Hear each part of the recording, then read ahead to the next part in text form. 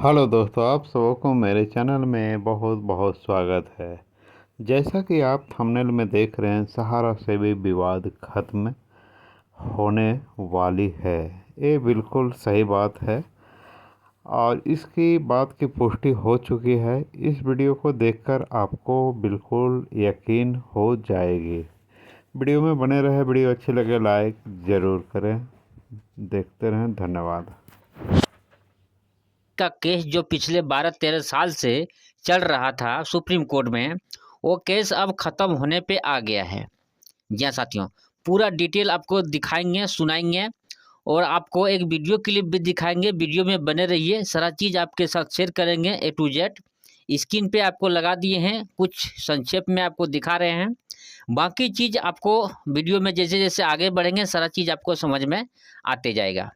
आपको और हमको सबको पता है कि सहारा सेबी केस पिछले 12-13 साल से सुप्रीम कोर्ट में चल रहा है।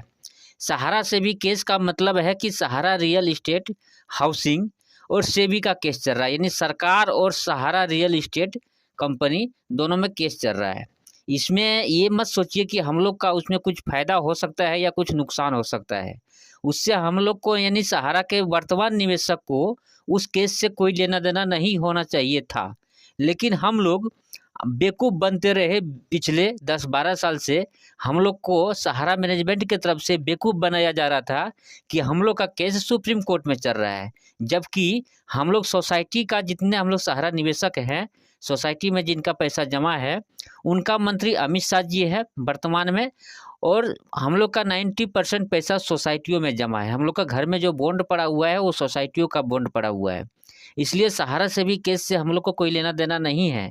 लेकिन अगर सहारा से भी केस पूरी तरह से ख़त्म हो जाता है तो उसमें हम लोग को कुछ फ़ायदा हो सकता है। फ़ायदा ये हो सकता है कि सहारा फिर से चालू हो सकता है या सहारा जड़ से ख़त्म हो सकता है। तो उससे क्लियर हो जाएगा कि हम लोग का पैसा किस तरह से मिल सकता है। या तो पूरी तरह से निर्भर हम लोग को सहारा रिफंड पोर्टल जो अमित शाह जी बनाए हैं 18 जुलाई 2023 को, या तो पूरी तरह से डिपेंडेंट उस पे हो जाना है, या फिर ब्रांच खोलने का कोई उम्मीद लगाया जा सकता है, या फिर तीसरा कोई ऑप्शन निकाला जा सकता है सहारा का भुगतान मिलने का। या तो ये भी क्लियर हो जाएगा कि हम लोग का पैसा मिलेगा या नहीं मिलेगा, ये भी क्लियर हो जाएगा। क्योंकि अमित शाह जी अभी तक ये दावा कर रहे हैं कि पैसा सभी निवेशकों का मिलेगा, लेकिन उसी को मिलेगा जो वैध निवेशक हैं।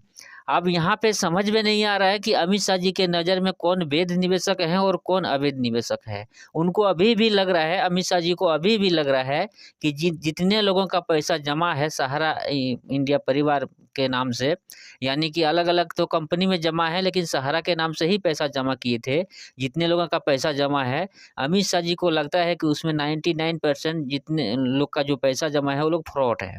उनका मतलब कहने का यही है, मतलब 2 नंबर का पैसा है, इस तरह का उनको लगता है। या फिर उनको लगता है कि पैसा वो चोरी का, बेईमानी का सहारा में जमा किया हुआ है। अमित शाह जी के नज़र में ऐसा है, क्योंकि वो अमित शाह जी आज नहीं कई वीडियो में, कई वो सभा में कह चुके हैं कि जो वैध निवेशक हैं उन्हीं को पैसा मिलेगा। उनके नज़र में वैध निवेशक और कौन अवैध निवेशक है, ये पोर्टल में साफ साफ झलक चुका है पिछले 2 साल से। आप लोग देख रहे हैं कि जितने लोगों ने दावा पेश किया अपना पोर्टल में, उसमें 99% लोगों का, यानी कि सभी लोगों का समझिए उसमें रिजेक्ट ही कर दिया है। उसमें 1% लोगों का पैसा मिला है, वो भी 10,000 तक मिला होगा, किसी को 20-30 हज़ार मिला होगा। तो मेरे को पता नहीं है, लेकिन हमारे क्षेत्र में, हमारे एरिया में, हमारे जान पहचान में किसी का भी 50,000, 20,000, 30,000 नहीं मिला है। कुछ लोगों का नहीं के बराबर अगर कह सकते हैं तो नहीं के बराबर कुछ लोगों का ही 10,000 रुपया मिला है, जिनमें से उनका पैसा 10 लाख 5 लाख रुपया जमा है, जिसमें से 10,000 मिला है। एक दक्षिणा के तौर पर इस तरह से किसी को दान दक्षिणा दिया जाता है ना, उसी के अनुसार ये पैसा मिला है। इसका कोई भी मतलब नहीं है।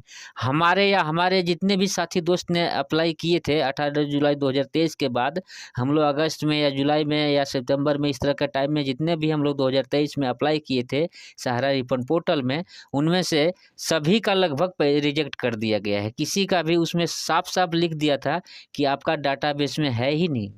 आपका जो पैसा जमा है, मतलब सहारा का जो आप बॉन्ड दिखाए हैं, ऑनलाइन शेयर किए हैं, रिफंड पोर्टल में जो दावा पेश किए हैं, वो आपका डाटाबेस में है ही नहीं, यानी कि वो कहीं भी उसका डाटा में है नहीं। मतलब सहारा जो डाटा दिया है कि इतना लोगों का हम पैसा लिए हैं और हमने जो बॉन्ड भेजा है और सहारा ने जो बॉन्ड भेजा है वो मैच नहीं कर रहा है, यानी सहारा वाला बॉन्ड भेजा ही नहीं है जो हम लोग बॉन्ड मतलब जो शेयर किए हैं सहारा रिफंड पोर्टल पर, वो बॉन्ड सहारा भेजा ही नहीं है।